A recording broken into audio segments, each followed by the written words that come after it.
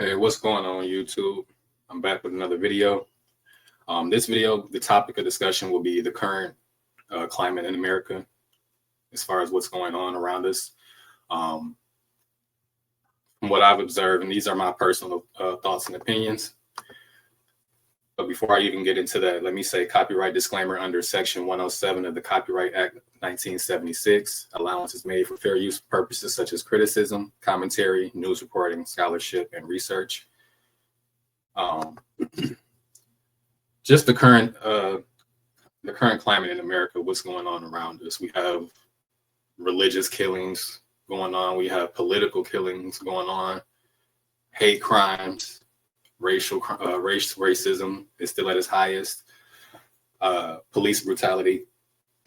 So what I'm going to share is just to give you, from each of those categories, I'm going to show you a story. It's going to relate to each of those topics that I just talked about. And this is the whole point of this video, of this discussion. And I want to know your thoughts in the comment section as well.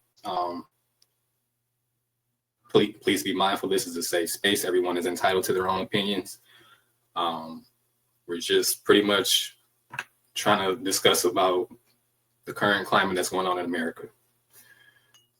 So give me 1 second. So I want to show my first video for the demonstration that I'm doing right now.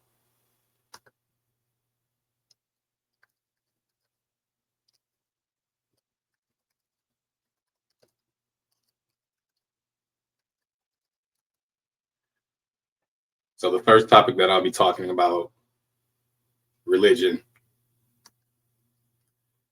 and what's going on. This happened here in Grand Blanc, where a crazy person just pretty much shot up the church and drove his truck into the church and caused an explosion.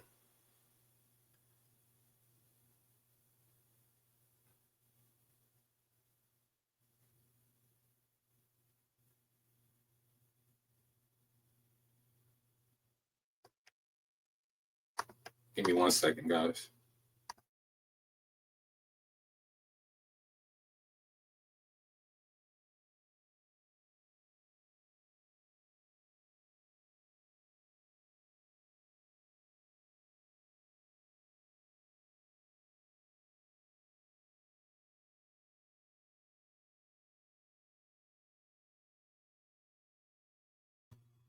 Okay, sorry about the wait. So I have the first video that I wanted to share with you guys. And many of you may have already heard the story, but this is just an example of what I'm referring to.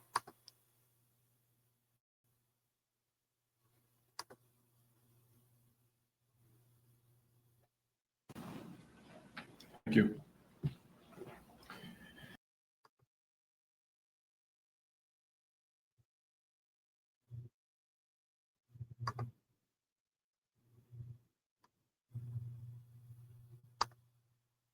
Hold on 1 second. Sorry, that was the wrong one. Okay, here we go.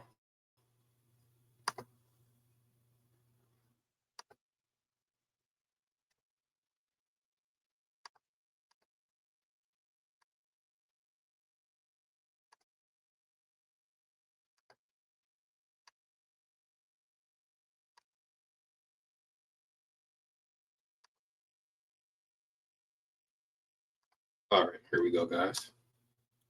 This morning, a round-the-clock search for a motive after authorities say an Iraq War veteran unleashed a barrage of bullets during a packed service at the Church of Jesus Christ of Latter-day Saints and set the building ablaze in Grand Blanc, Michigan.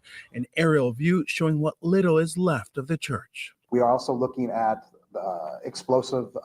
improvised explosive devices that were recovered during this investigation. ABC News Learning investigators found 4 IEDs made of consumer-grade fireworks in Thomas Jacob Sanford's pickup, the same truck police say he used to plow into the church before he opened fire with an assault rifle and drenched the building with gasoline, killing 4 people and injuring 8 others. 77-year-old John Bond killed in the attack, a Navy veteran remembered as a beloved husband, father, and grandfather. And this morning, we're learning more about the 40-year-old suspect. A local city council candidate told me he met the suspect just days ago. The last thing he said was that Mormons are the Antichrist. So that's a big statement. What was your reaction? It was shocking. I mean, it's very odd. I mean, I expect to talk about politics, about national politics, and this was the one case where really first time religion was brought up. The suspect's father speaking to our affiliate WXYZ saying, "We are beside ourselves." And in the wake of this tragedy, one local LDS church leader thanking the community for their response in these trying times. Everybody has dropped everything. We are caring for mothers, fathers, brothers, sisters, and children. They're all of ours at this point. And officials say those injured victims range in ages from just 6 years old to 78 years old. Alex Perez, ABC News, Grand Blanc, Michigan.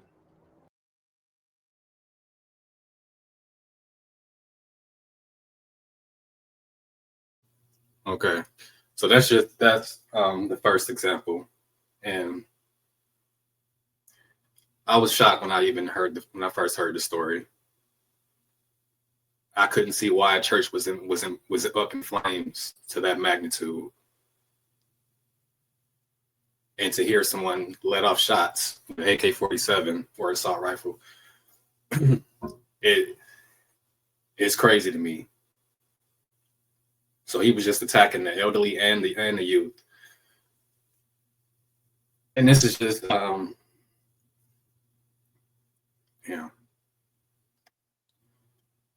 I'm lost for words on that one. So what I'm gonna do is I'm gonna pull up the next video that I wanted to share with you guys. Give me 1 second.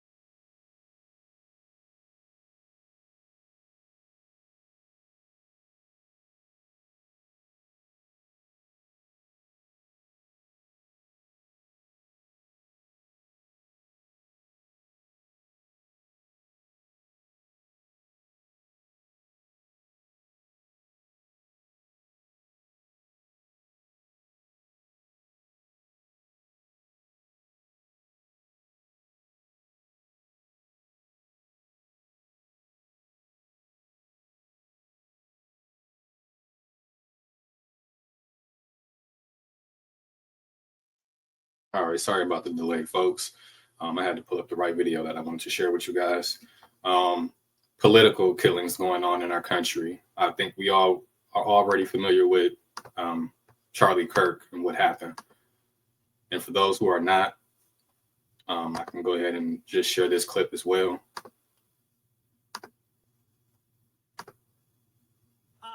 It was the first stop of his American comeback tour, advertised to attendees as a lively discussion of freedom and America.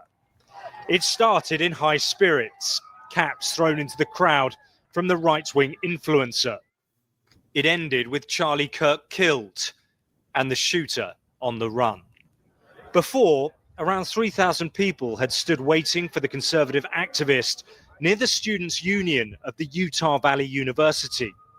Coming up to 12 p.m. when the event started, spectators filled the seating, spilling up into the raised walkways, anywhere people could get a vantage point. He arrived to a big reaction, both jeers and support. USA! USA! USA! This video was a stream of the event filmed by an attendee. Moments before the shot, he was asking students about their political stances. You can then hear the crack of the rifle.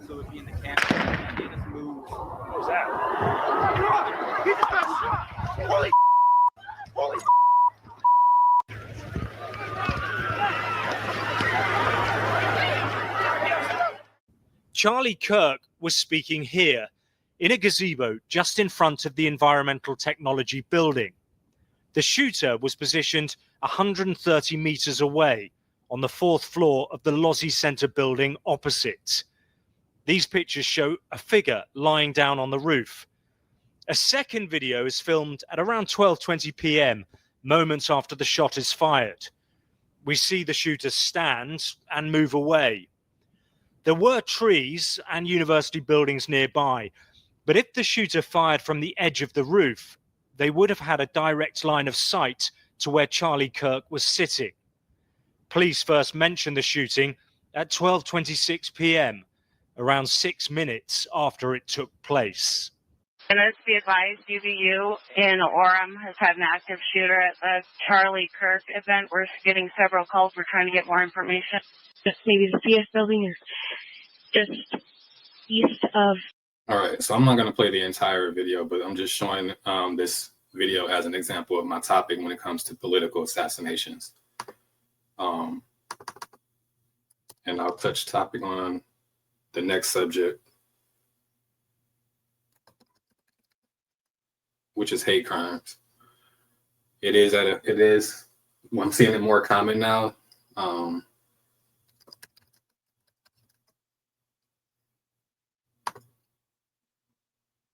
And this is the one that's recently been talked about the most. Tracy Reed, a student in Mississippi who was found hung on his college campus. They said suicide, but I don't buy that. Because there's no way you can hang yourself with broken bones and everything like that. That's just my personal opinion. Let me share this one with you guys.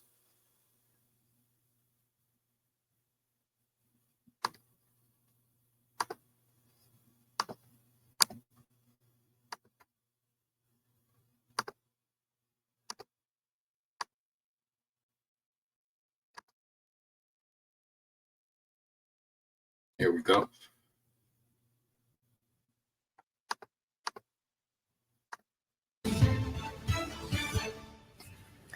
Family in Mississippi is now begging for answers after their 21-year-old was found dead hanging from a tree at Delta State University. Campus police say the body of 21-year-old Trey Reed, a black student, was discovered by staff members on Monday morning. Authorities quickly ruling out foul play, and during a press conference today, the university president insisting that race relations are not an issue at the university.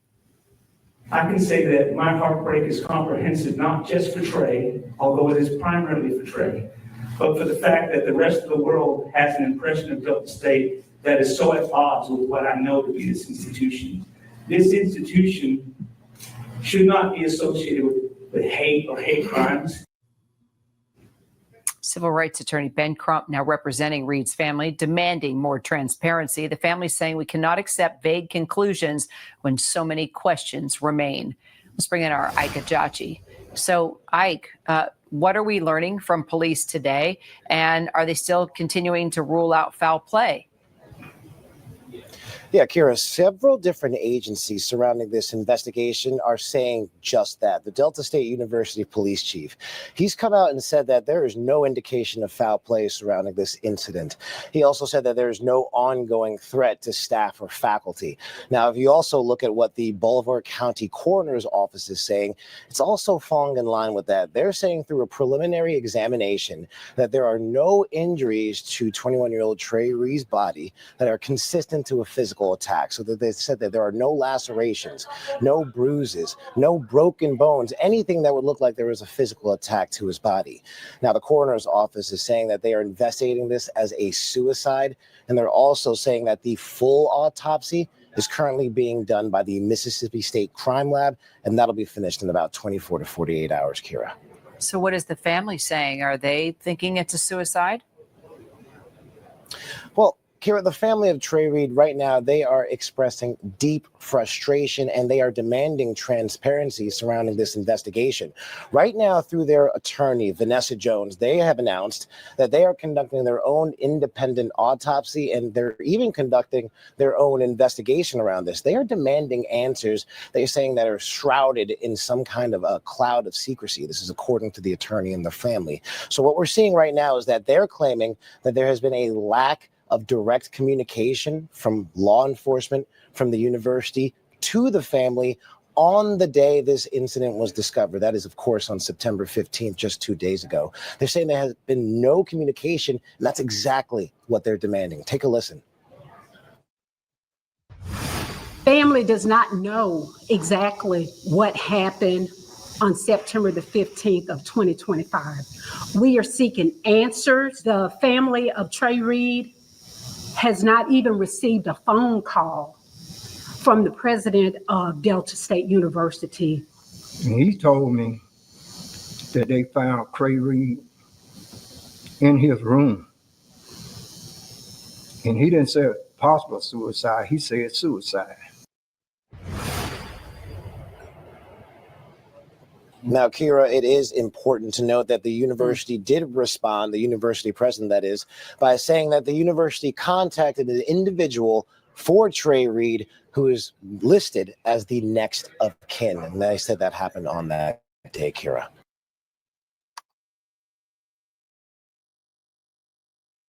All right. So that's the end of that video. That was actually made 2 weeks ago, but actually he was found in a tree, not his room.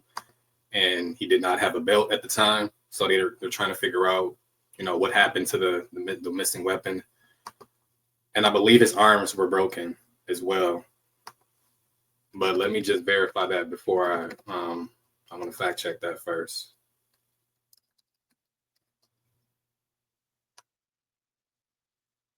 Yeah, he had broken bones. So there's no way he could have possibly committed suicide. My opinion is, it feels like it's a hate crime, lynching.